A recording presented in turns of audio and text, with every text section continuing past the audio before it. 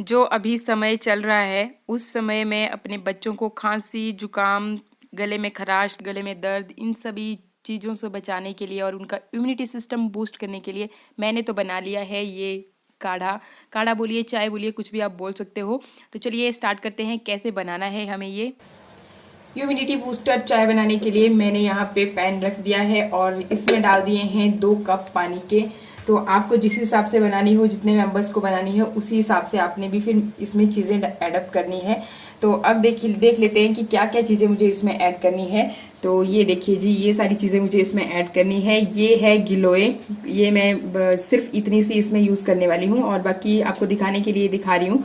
गिलोय इस तरह की होती है और इसे हम लोग लोकल लैंग्वेज में गुलजा भी बोलते हैं। तो जो यहाँ हिमाचल के होंगे उनको शायद पता चल गया होगा कि किस चीज़ के बारे में मैं बता रही हूँ। थोड़ा सा मैंने आपको थोड़ा सा पेड़ पे भी दिखा देती हूँ।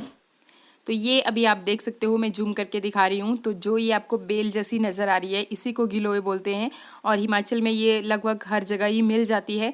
और जिनके पास अवेलेबल ना हो तो वो स्किप भी कर सकते हैं, अब नहीं होगी तो कहाँ से लाएंगे। लेकिन बहुत ज़्यादा फ़ायदेमंद होती है, बहुत सारे रोगों को काटती है, तो इसलिए बहुत फ़ायदेमंद है ये। और इसके अलावा ये है तेज़ पत्ता, जो कि हम मैक्सिमम टाइम डालते हैं दाल में और बहुत सारी डिशेज़ में डाली जाती है। तो ये है। और बाकी ये है काली मिर्च, ब्लैक पेपर। तो ये लगभग 5 से 6 जो दाने हैं मैंने लिए हैं। और ये हैं वैसे लीव्स या फिर आप इन्हें तुलसी के पत्ते हिंदी में बोलते हैं जिन्हें, तो वो ये यहाँ पे लिए हैं। प्लांट मैं आपको दिखा रही हूँ।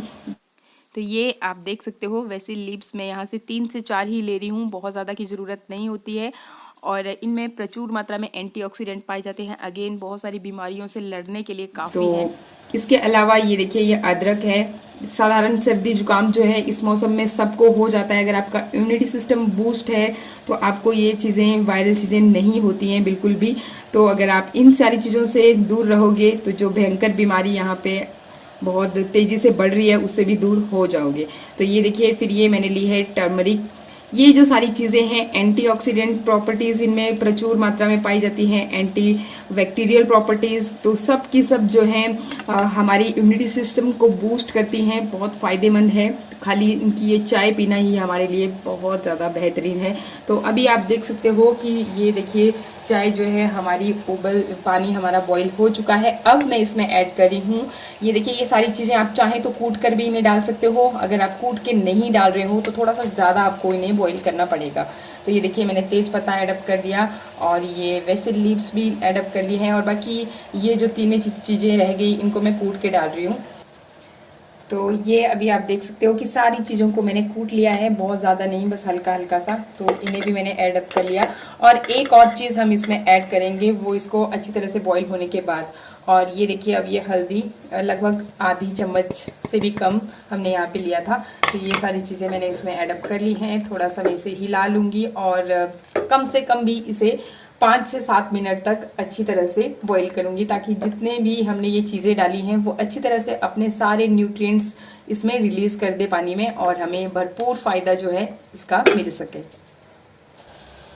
अभी आप देख सकते हो कि सारी चीज़ें जो हैं अच्छी तरह से बॉईल हो चुकी हैं, सब ने अपने न्यूट्रिएंट्स पानी में रिलीज कर दिए हैं और ये बहुत ही अच्छा काढ़ा आप बोल सकते हो या फिर चाय, आप जो मर्जी बोले।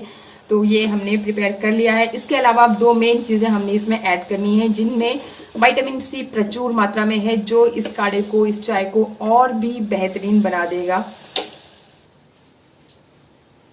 तो इस तरह से हम अब इसे छान लेंगे।